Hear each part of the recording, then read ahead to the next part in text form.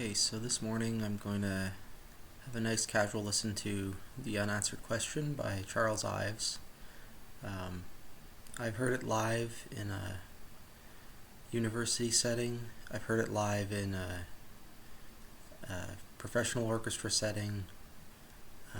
It's a very popular work to play because it's short, it's American, and it's easy to listen to. It's theatrical.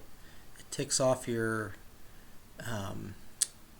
whatever box you need for your orchestra's new music quota. It's for chamber orchestra. It's probably Ives' most famous work, so I guess this is another example of a composer whose most famous work is for chamber orchestra. The instrumentation is 4000 0100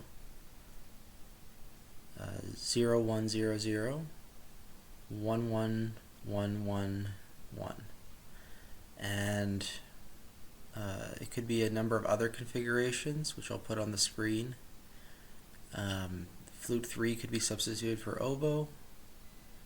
Flute 4 could be substituted for clarinet. Trumpet could be substituted for English horn, oboe, or clarinet. And the bass part isn't written in the score, but it's expected that a double bassist would just double the cello an octave below. This could be another reason why it's so often performed, is it's a very lenient score in terms of instrumentation. It's only 8 minutes long. You can put it together with almost any ensemble. You just need 2 flutes and some strings, really, and some other winds. So why don't I just read the entire performance note, because this seems even more variable than I thought. So as said before, the parts of the flute quartet may be taken by 2 flutes, upper staff oboe, and clarinet lower staff. And the trumpet part may be played by English horn, an oboe, or clarinet, if not playing in the answers, obviously, because it has to be in the audience. And then the string quartet or string orchestra, which is muted, if possible, should be off stage or away from the trumpets and flutes. I've never seen a performance where the strings were off stage, but that's what Ives wanted. Trumpet should use a mute.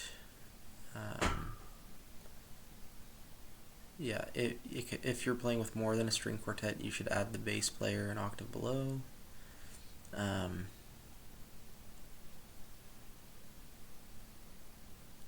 Strings should play triple or pianissimo throughout. The silence of the Druids. Trumpets intones the perennial question of existence. And the flutes and other human beings gradually search for the answer. So the winds are supposed to represent the searching. One of the flute players may direct the wind part. I guess Ives is thinking here that in a really small chamber setting, you wouldn't even need a conductor. He has a whole paragraph about how to end the piece, making sure that the 3 elements give each other enough space, that the drama is obvious, or the narrative is obvious. And I guess he's predicting that if it's unconducted, it could be a little bit disorganized and people end up in the wrong spot, and he's pretty loose about how to solve that.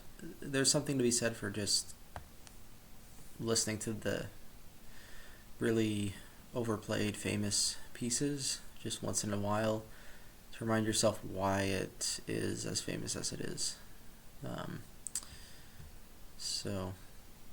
But hopefully this isn't your only familiarity with Charles Ives. I've already done a couple episodes on Ives.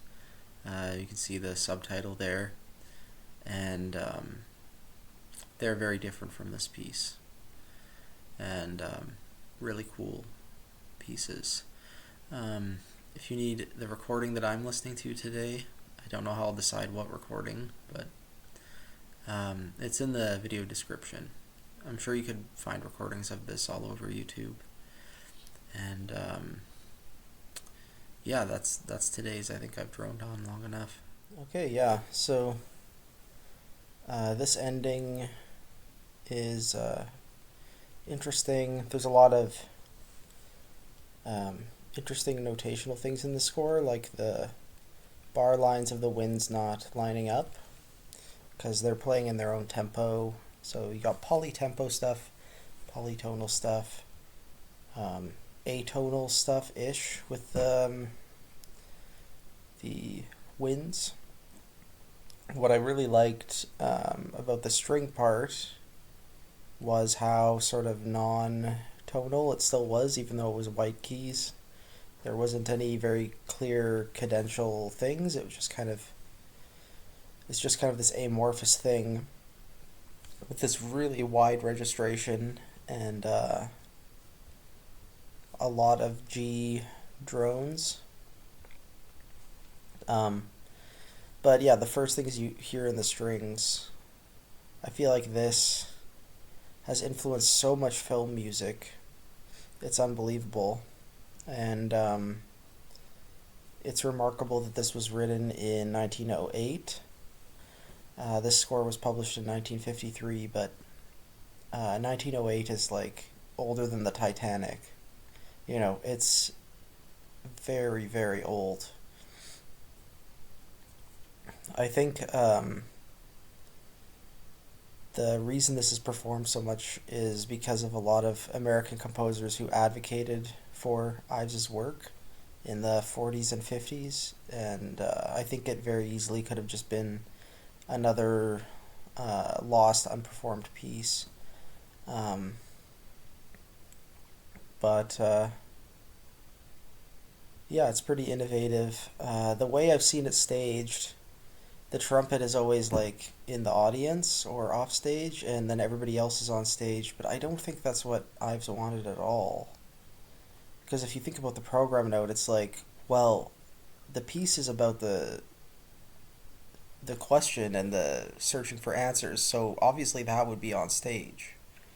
And it makes sense that the strings would be off stage. You shouldn't be seeing that this pad like um so I don't know if it's a practicality thing or if um, music directors just don't know what they're doing. Um, but yeah, I think the whole program of the piece is ruined when you don't have the strings off stage. Like that's sort of the so. Anyways, that was the unanswered question. A little bit corny, a little bit cheesy, but definitely ahead of its time, regardless. And um, yeah, hopefully you learned something with me today. If you've seen this piece, you probably didn't get as deep an introduction, so I'm glad I could offer that. The score, there's no reason not to get your hands on it. It's in the public domain, so have a look at it if it so interests you.